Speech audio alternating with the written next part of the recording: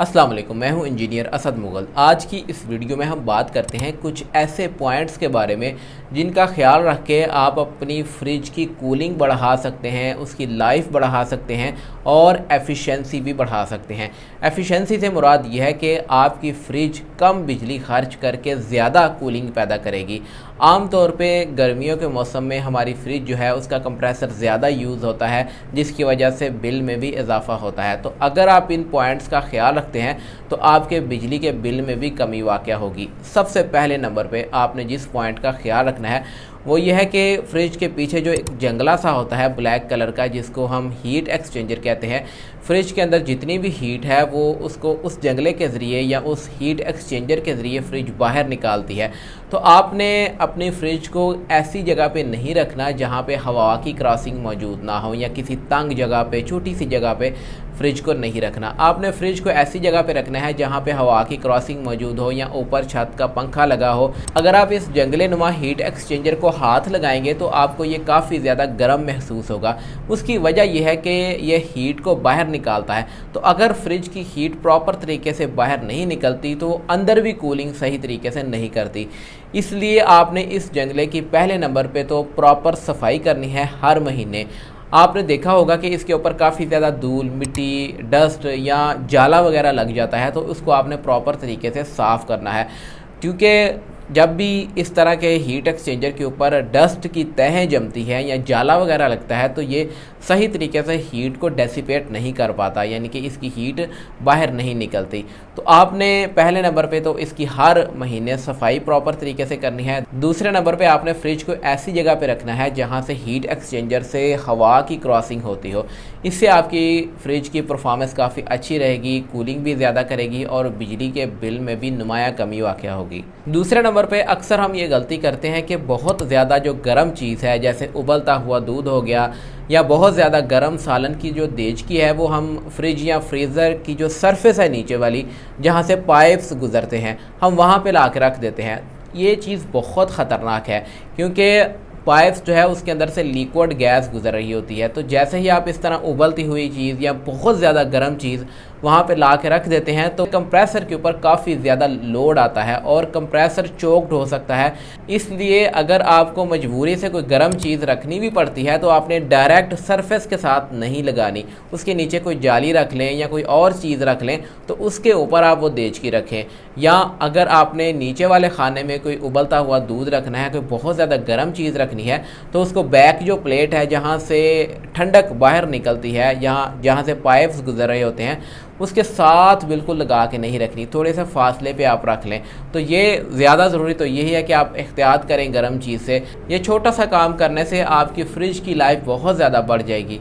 तीसरे नंबर पे आपने ये चेक करना है कि फ्रिज की सॉकेट और प्लग के अंदर हल्की हल्की स्पार्किंग तो नहीं होती। अब ये जो हल्की सी स्पार्किंग है ये मुसलसल नहीं होती और ना ही आपको पता चलने देती है, ना इसकी आवाज़ ज़्यादा आती है। क्योंकि जब फ्रिज बंद होकर दोबारा ऑटोमेटिकली चलती है तब कंप्रेसर को ज़्यादा करंट की ज़रूरत होती है, तब ये हल्की सी स्पार्किंग होती है और कंप्रेसर को पूरी करंट फराहम नहीं होने देती, जिसकी वजह से कंप्रेसर डैमेज हो जाता है। हल्की क्वालिटी के सॉकेट्स में ये चीज़ आम होती है। इसको चेक करने का तरीका ये है कि आप प्लग को चेक करें, उसकी जो लेग्स है वहाँ पे आप देखें किसी तरह के स्पॉट या निशान तो नहीं बने। अगर वहाँ पे इस तरह के कोई निशान बने हैं, नज़र आते हैं, तो समझ जाएं कि हल्की हल्की यहाँ पे स्पार्किंग मौजूद है। तो आपको चाहिए कि प्लग की लेग्स को सैंड पेपर से साफ़ करें और अच्छी क्वालिटी की सॉकेट इस्तेमाल करें, जिससे ये स्पार्किंग ख़त्म हो जाएगी और कंप्रेसर को पूरी करंट मिलेगी, जिसकी वजह से बिजली की भी बचत होगी और कंप्रेसर के डैमेज होने के चांसेस भी नहीं होंगे। फ्रिज कूलिंग भी सही तरीके से करेगी और फ्रिज की लाइफ भी बढ़ जाएगी। चौथे नंबर पे आपने फ्रिज के डोर रबड़ को हर महीने प्रॉपरली ब्रश से साफ़ करना है, क्योंकि इसके ऊपर काफ़ी ज़्यादा डस्ट जमा हो जाती है, पानी लगता रहता है या सालन वगैरह गिर जाता है, जिसकी वजह से ये हल्का हल्का छोटी छोटी जगहों से मामूली सा डैमेज होने लगता है, जिसकी वजह से आपकी जो कूलिंग है फ्रिज की वो बाहर निकलती रहती है। और इसके साथ ही अगर फ्रिज या फ्रीज़र के अंदर बहुत ज़्यादा बर्फ़ की तहें जमती हैं तो समझ जाएं कि डोर रबड़ जो है वो सही तरीके से सील नहीं कर रहा, जिसकी वजह से अंदर हवा जाती है बाहर से और गीली हवा जाने की वजह से या नमी वाली हवा जाने की वजह से अंदर जो है वो बर्फ़ की तहें जम जाती हैं दीवारों के साथ। इसलिए आपने हर महीने फ्रिज के डोर रबड़ की प्रॉपरली ब्रश से सफाई करनी है ताकि वहाँ पे किसी तरह की डस्ट या नमी या चिकनाई वगैरह ना ठहर सके। जब आप जो मैंने आपको बताया है पहले नंबर पे जो पॉइंट था हमारा कि फ्रिज का जो हीट एक्सचेंजर है जो जंगला नुमा पीछे लगा होता है, जैसे ही आप उसकी सफाई करने लगे उसके साथ ही आपने ये जो फ्रिज का डोर रबड़ है इसकी भी आपने सफाई कर देनी है। 5वें नंबर का पॉइंट बहुत इंपॉर्टेंट है और अक्सर हम इसको इग्नोर करते हैं। देखें, जब भी आप फ्रिज को खोलते हैं अगर तो वो फ्रिज बार बार आपकी हिलती है या थोड़ी सी भी हिलती है तो ये चीज़ आपकी फ्रिज के लिए बहुत ख़तरनाक है, क्योंकि कंप्रेसर जो है वो मुसलसल गैस को सर्कुलेट करता रहता है। तो जैसे जो कंप्रेसर हिलेगा बार बार तो जो उसके अंदर लिक्विड गैस है वो भी मुसलसल हिलेगी, जिसकी वजह से कंप्रेसर के चोक्ड होने का या कंप्रेसर के अंदर जो ऑयल है वो गैस के अंदर मिक्स होने का खदशा काफ़ी ज़्यादा बढ़ जाता है अगर कंप्रेसर मुसलसल हिलता है।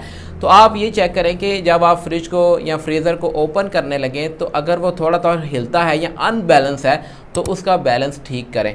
बिल्कुल फ्रिज आपकी स्टिल खड़ी होनी चाहिए, खोलने के दौरान आपकी फ्रिज हिलनी नहीं चाहिए।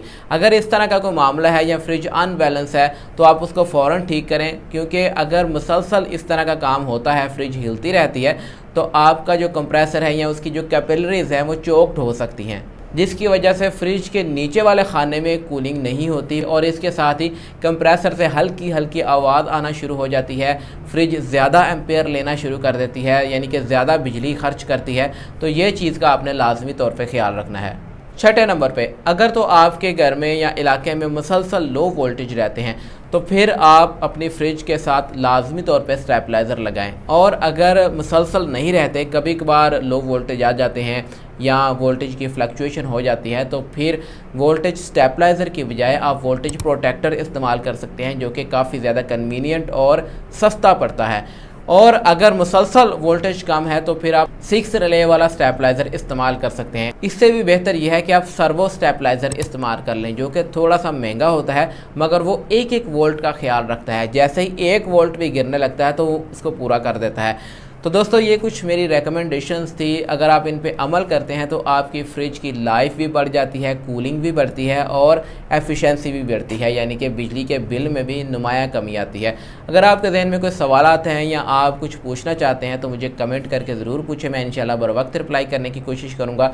वीडियो पसंद आए तो इसको लाइक ज़रूर कर दिया करें। मिलेंगे इंशाल्लाह एक नई वीडियो के साथ, तब तक के लिए मुझे इजाज़त दें। अल्लाह हाफिज़।